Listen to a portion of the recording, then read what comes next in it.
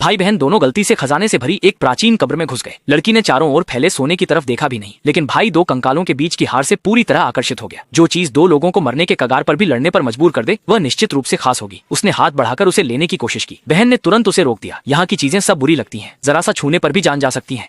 लेकिन जैसे ही बहन मुड़ी और चली गई, लड़के के मन में लालच पूरी तरह से हावी हो गया। उसने झट से हार खींचकर अपनी जेब में डाल दिया। जब उसने देखा कि कंकाल ने कोई प्रतिक्रिया नहीं दी, तो उसने राहत की सांस ली और मुड़कर चला गया। उसे यह नहीं पता था कि जैसे ही वह गया तो खाली आंखों के गड्ढे उसकी पीठ पर घूरने लगे। बाहर निकलने का रास्ता खोजने के लिए भाई बहन ने पूरे 3 दिन और आधा दिन पुरानी कब्र में घूमते हुए बिताए और अंत में वे फिर से वहीं पहुंच गए। लड़के की पीठ अचानक ठंडी हो गई। वह तुरंत हार वापस रखना चाहता था, लेकिन उसने देखा कि वे दोनों कंकाल पहले ही गायब हो चुके थे। तभी बाहर से उसकी बहन की डरावनी चीख सुनाई दी। वह ज्यादा सोच नहीं सका और जमीन पर पड़ी बड़ी तलवार उठा ली। प्राचीन मकबरे से बाहर निकलते ही उसके सामने का दृश्य देखकर वह पूरी तरह से स्तब्ध रह गया। बहन कंकालों से घिरी हुई थी, लेकिन बहन बहुत बहादुर थी। एक घूंसे में एक को गिरा रही थी। थोड़ी ही देर में सबको हरा दिया। भाई को बहुत प्रेरणा मिली। उसने बड़ी तलवार लेकर एक खून से लथपथ रास्ता बना लिया। जैसे ही कई कंकाल फिर से घेरने लगे, अचानक एक बड़ी उड़ने वाली सुअर प्रकट हुई और इस तरह बहन को उठा लिया।